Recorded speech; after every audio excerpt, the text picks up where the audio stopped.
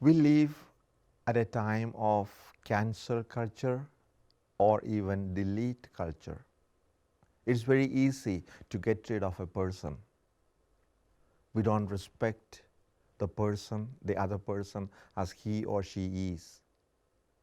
Let us respect and give the due dignity and acceptance to every person we meet and we have in our society.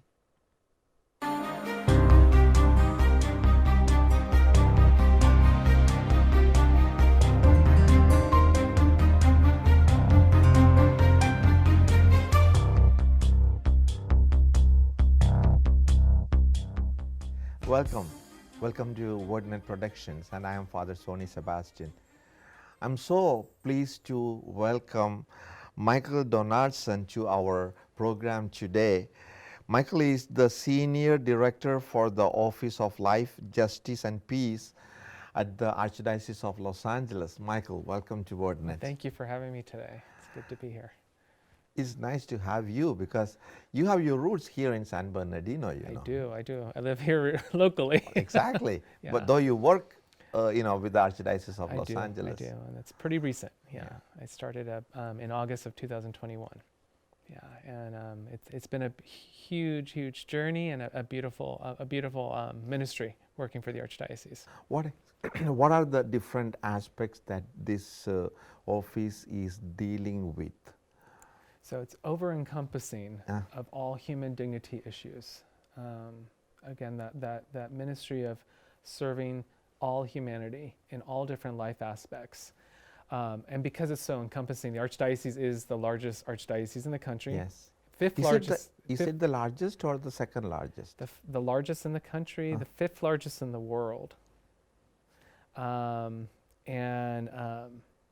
we have 288 parishes. Yes. Yeah.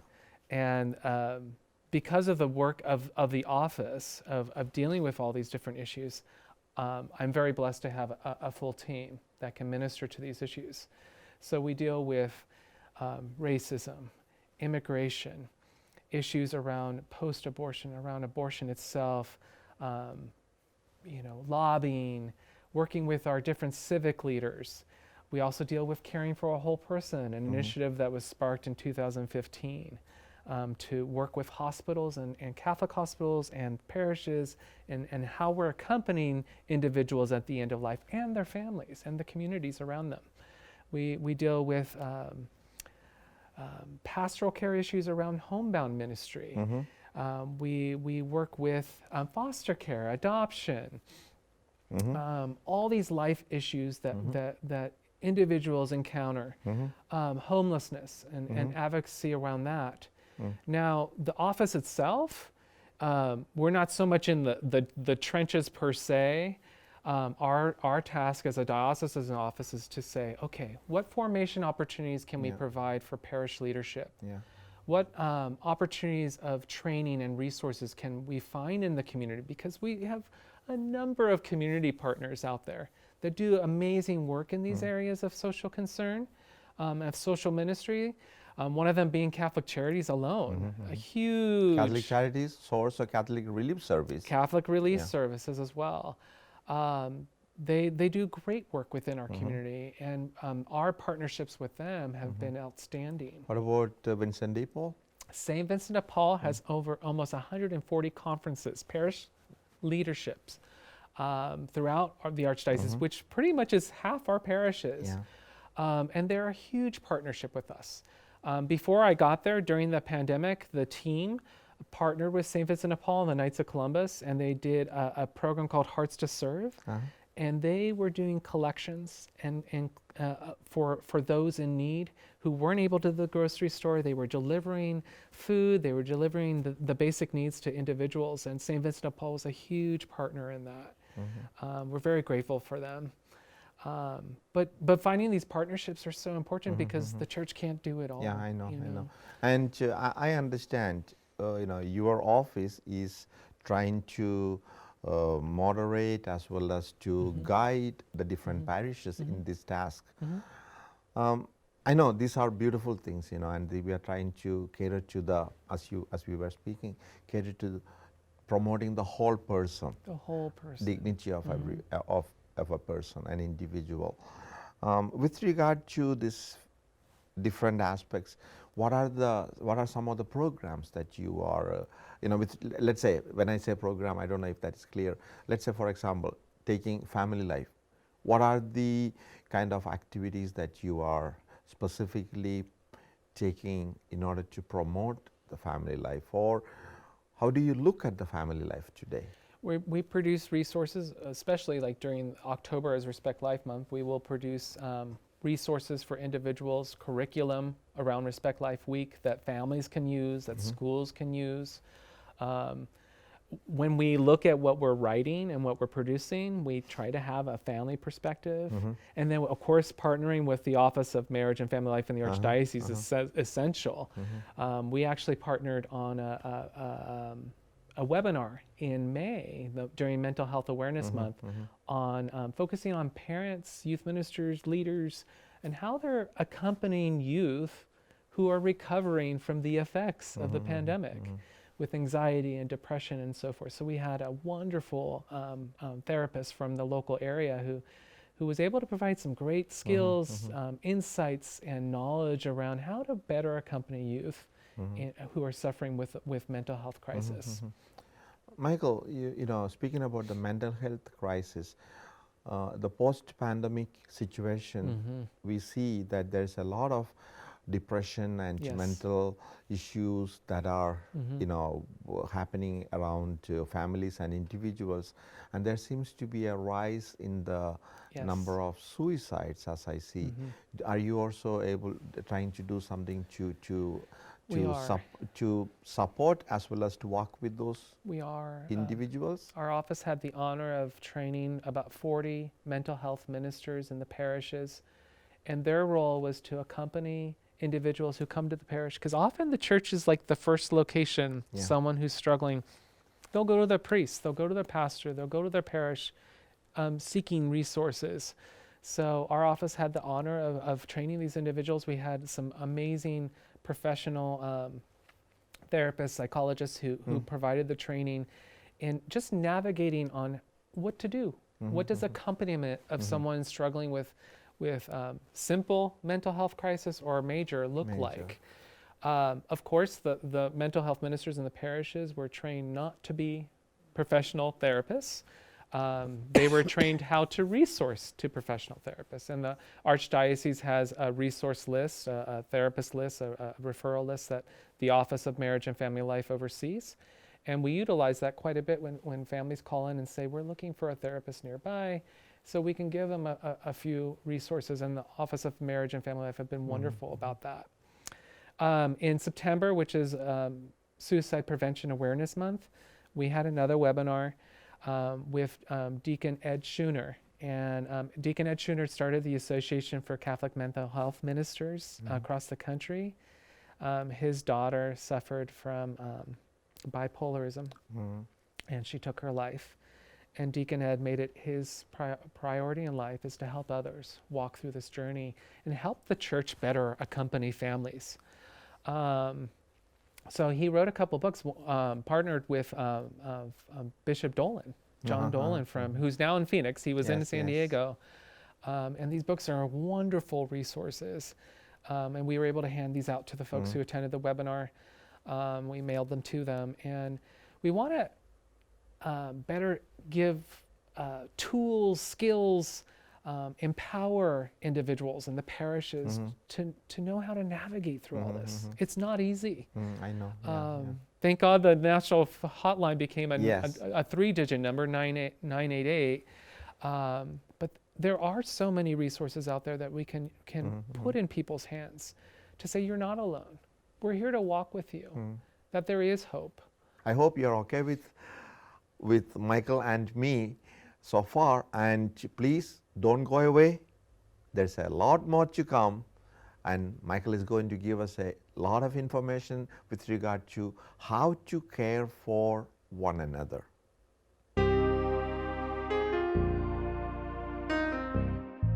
Do you want to fall in love with God? I'm sure we all want to. The Book of Psalms contains the directions. Thousands of years ago, people like you and me talked to God out of the depths of their hearts, revealing an intimate love. Psalms are the expression of the faith in God by people around 3,000 years ago. God was not a mere abstract creator, but was present, involved, and a real person of power and emotions. Now, when we read or listen to the Psalms, we can know the intensity of this love. Entering into the influence of the Psalms, we can find a path to know and love God. To know more about the Psalms, you should get a copy of Father Mike Manning's booklet, The Psalms. It will help you to understand the 150 Psalms better as he has categorized them. He uses the technique of acts: adoration, contrition, thanksgiving, and supplication. Get your copy today and know the categories. Learn to pray with the Psalms. Call the number on the screen or email us. You can also get it through our website. Get your copy today.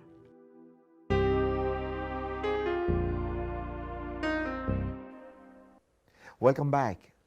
We are having this beautiful discussion with Michael, who is the director for the Office of Life, Justice and Peace for the Archdiocese of Los Angeles. Speaking about, going further with another topic or another aspects of your ministry with regard to homelessness. Yes. Which is very rampant in our society today. It is. Homelessness, and especially Los Angeles, the city of Los Angeles. We always speak about the Skid Row and also all the other places. What are the things that you are tangibly doing in order to at least, I don't want to say eradicate, I don't know if we can ever eradicate homelessness, but at least to walk with those people who are homeless and try to bring in dignity, dignity of life for them. It's linking hands with others who we call the professionals that are out there. Groups like Sofisa, which is an amazing organization out in the LA area, St. Vincent de Paul, Catholic Charities, the St. Francis Center. There's so many different agencies out there. We have a whole religious community of sisters, the Poor of Jesus Christ, who go out to the streets. We have the Brothers of Charity that have Saturday mission, and they attract parishes who can come out and minister and be present. So knowing who's doing the work out there is essential. So we've been striving as an office since I've got into the office to really build that up, and they had some of those already before us. My predecessors did a great job with that.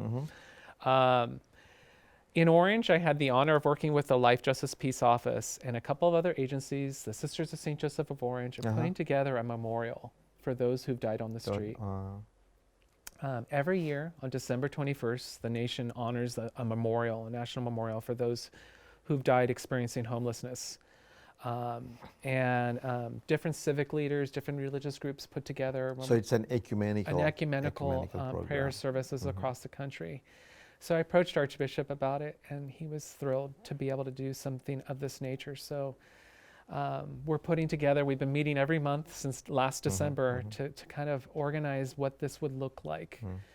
In Orange, we were able to read off all the names because we didn't have as many names. Yeah. As of August, over 1,034 people have died on the streets. And those are those they know of. We now have the numbers of 69,000 living on the streets who are unhoused in Los Angeles County alone. Wow. Now the Archdiocese encompasses Santa Barbara and Ventura as well, so those numbers are much larger.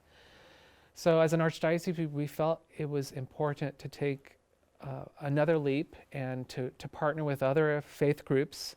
So Father Alexei, who's our ecumenical leader, we know him. He's an amazing man of God. He's been part of our team, and he's bringing in the other faith leaders, other religious leaders, and we're encouraging parishes to do drives, so to collect sleeping bags, blankets, socks, which our brothers and sisters on the streets will need during these winter months. But we will have a booklet of all the names, and we will. We're producing luminarias. We'll have the name of the individual on them so people can take the luminaria home and remember those individuals all year. And we hope this will be an ongoing. And from this, we want to spark connectivity with the community and saying we're all involved in this. We're all part of this, of an opportunity to better support and accompany our brothers and sisters who are unhoused. And so we're going to launch a resource fair in March with various partners and community partners who deal with homelessness, have some form of a panel of discussion, because so many people think there's one solution to the issue. And the more and more I've dived into this issue at hand in our society, there isn't a single solution. We're dealing with mental health cases. We're dealing with some families, they just could not pay that last bill. Yeah. And they're living in their cars. Or we're dealing with foster kids who emancipate from the program. They're now 18. They have no place to go. They end up on the streets. We're dealing with individuals who may have had mental health issues before, or may have developed the mental health issues after. We're dealing with individuals who have drug addictions. Exactly. And maybe those drug addictions have caused the mental health issues and struggles. So there's so many different variables. Some people say, oh, housing only. Some people say, oh, we just need to get them into a drug rehab program. There's not one solution. And it's not a matter of solving homelessness. It's really a matter of being Christ and being that presence Embracing to our it. brothers and sisters and being part of their life. Father Parker, who is our one of our vice chancellors, he was mentioning that he pulled over one day, that he saw someone on the streets, and he handed some food and I believe some cash to this individual. And he asked the individual what their name was, and this person was taken back by this, because he said, I haven't heard my name in 6 months. So, and we've heard this from the Brothers of Charity too, is that it's so important that when we're ministering and accompanying these individuals, we ask them their name and give them the dignity that they deserve. And that's what this whole memorial is about, is speaking the name, having the name somewhere, that their name is continued. Because I truly feel like everyone has a legacy. Every one of us has a part in this world. And it's such a gift that our story, our legacy can continue on, and that a name can be remembered. Name can be remembered. Because they had a part in God's plan, every one of us. So, I am my name. And when somebody calls me with my name, I am recognized.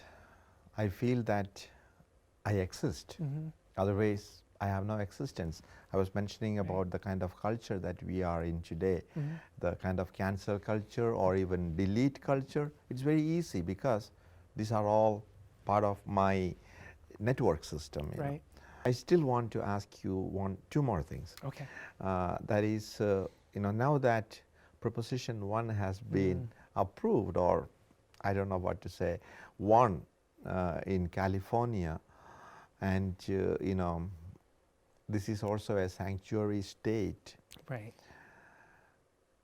Do you think the number of abortions and the abortion-related issues are going to go on a rise in our state? So also in our dioceses like say Los Angeles, in Southern California. Well, Los Angeles passed a bill.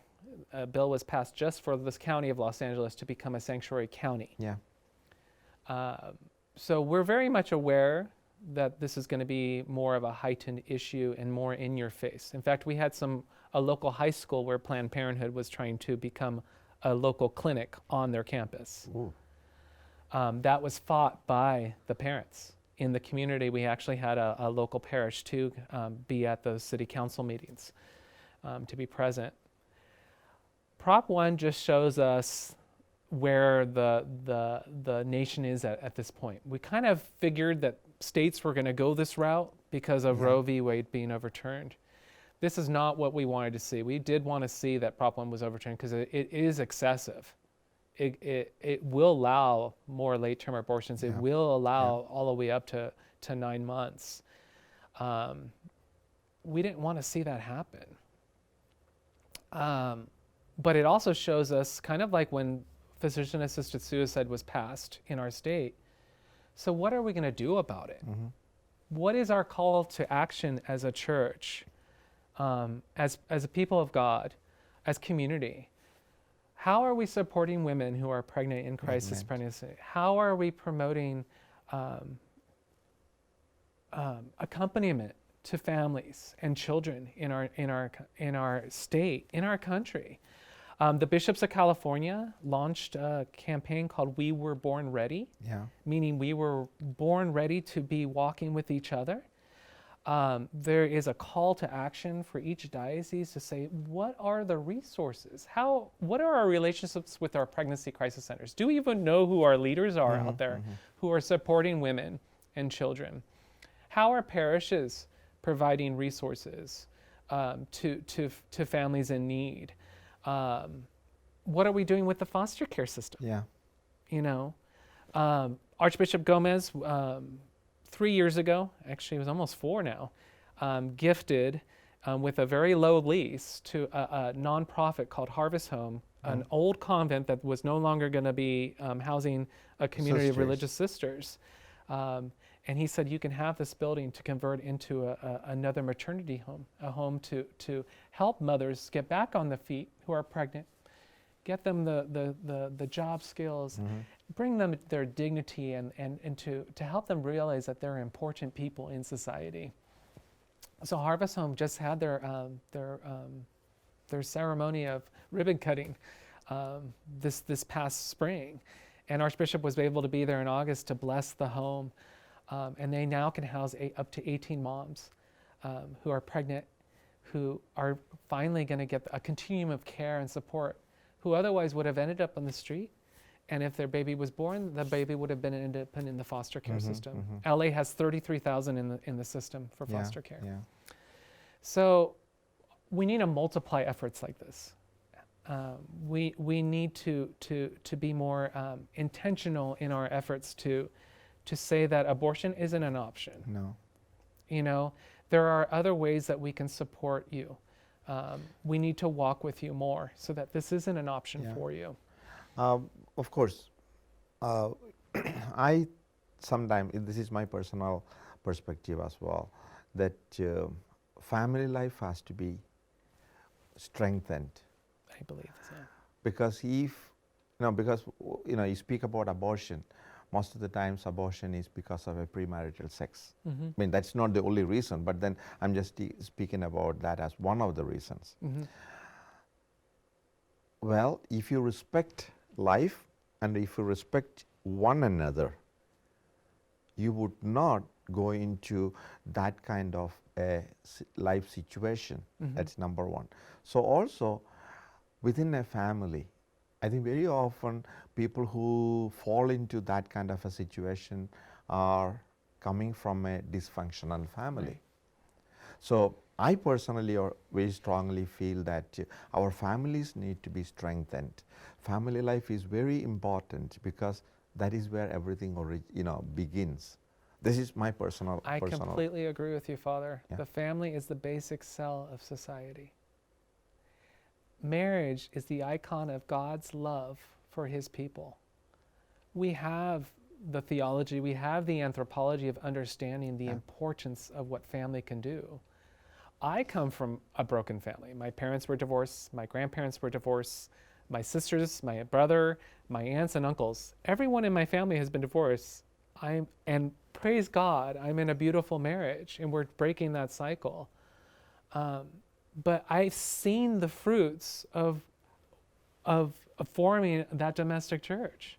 I see them in my kids, and I see what they mirror to their friends and to their school systems and their communities. As a church, we have a duty is to walk with our parents, to walk with an entire family, and to provide opportunities for families to say they're important. And that church is not just on Sunday, but it's every day in the house. Exactly. That's what I was going to say. Church is in the house, in your family. And we had the opportunity with the pandemic. Of course. We could have really, course, really yeah. taking advantage of that opportunity. And a lot of families did. Their homes became sacred ground because they weren't able to go to church. You know, I know with my family, we got dressed up. We put the chairs around. We lit candles.